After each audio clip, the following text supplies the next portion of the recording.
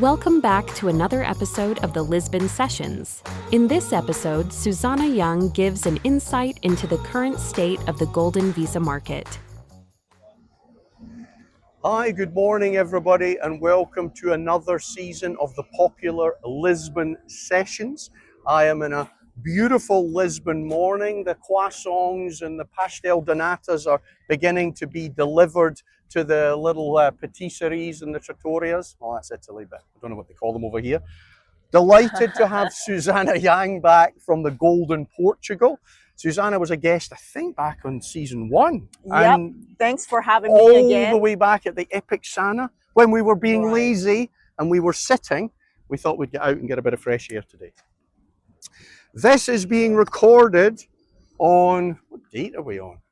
20th. Monday, 20th of April, just as a timestamp for anybody watching it on YouTube. Susana, thanks very much for coming back. Thanks for inviting me again. Tell us, let's start now. Somebody sitting there, they're Googling Golden Visa. What is the climate? There's a lot of parliamentary debate, as always, a lot of noise. How are you finding the market? Because you're absolutely at the coalface talking to potential investors. Well, I think there's two sides right now. One is like people are still looking at this nationality laws, how it's going to play out, because there is a pending law. A never-ending pending. Yeah, it's been like almost a year or 9 months of changing the citizenship from 5 years to 10 years. Potential 10, I know. Potentially like as long as 10 years. It could be like 7 years for the Portuguese-speaking communities.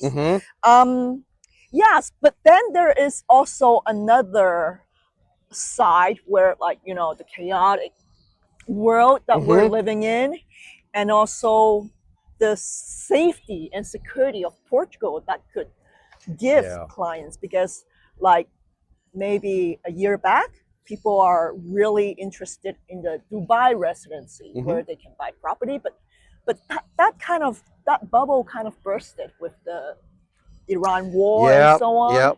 So like as we had a article talking about in this black swan world, Portugal is actually one of the more safe country to be in. We are at the edge of Europe. Geographically very, very far away from all of the instability at the moment. Yeah, and even like there's a study saying that even the missile from Iran couldn't reach this part of Europe. So, and then we're not in any political or chaos. No. Apart from residents, apart from citizenship. We're like more neutral. We're like a neutral country, even in World War II. It's very calm. Yeah, so even the royalty, when they were in World War II, they were fleeing to Portugal for safety. So we're in a very good political and geographical kind of situation. So I think people are noticing that, they're realizing it, and it's picking up. Although even with the background of the nationality law. So do you think that the Golden Visa is another debate? Because that is unchanging. I think that's part of the problem, is that the residency debate is being brought into something that's not actually relevant to it.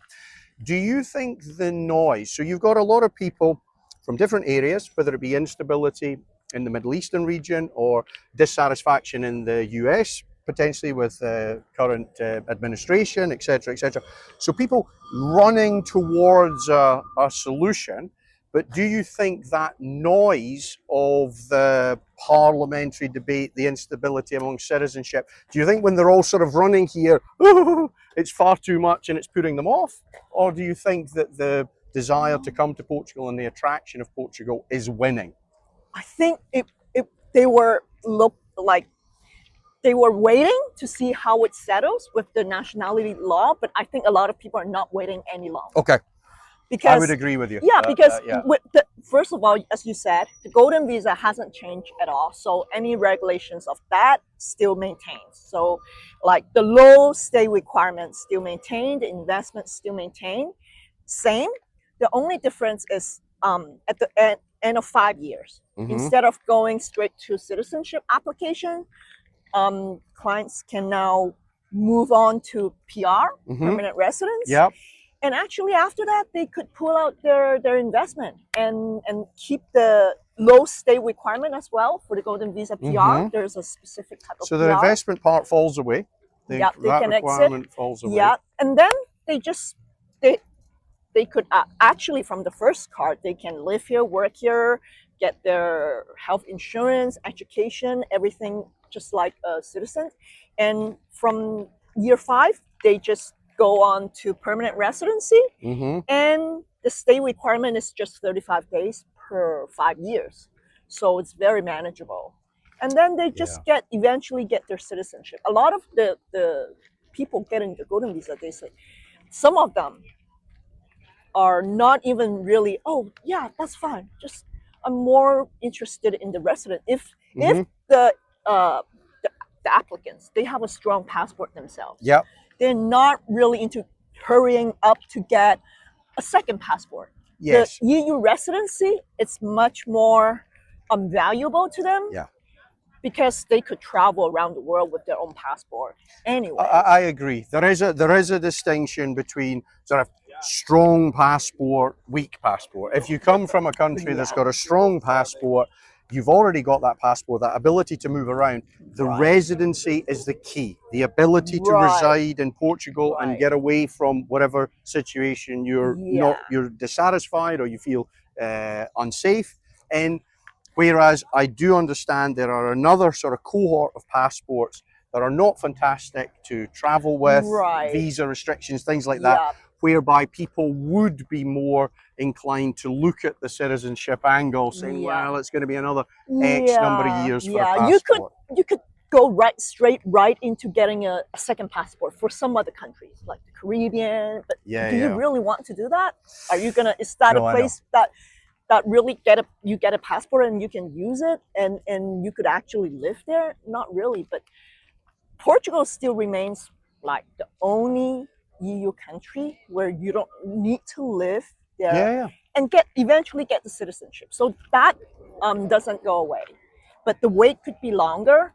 And I know some people they might have this anxiety or what about our kids? But actually, after getting the PR after 5 years, your kids has the PR, and they are on a independent trajectory.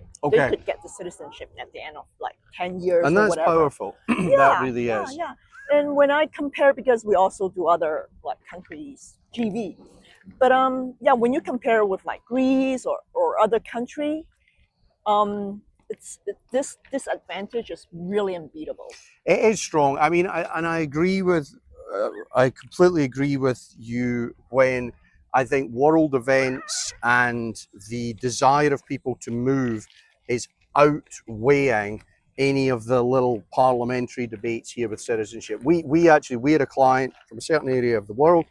That lady, she was sort of putting things off over the last sort of 18 months, citizenship, and then a missile landed close to her in the hometown where she resides, and all of a sudden, that just all of the political noise fell away, and you know she was faced with the situation. I want to move to another country. I want to reside in a safe country, and she put her application in. So I do think that as I said, the desire of people to have that second residency, to have that option, is now winning the battle of the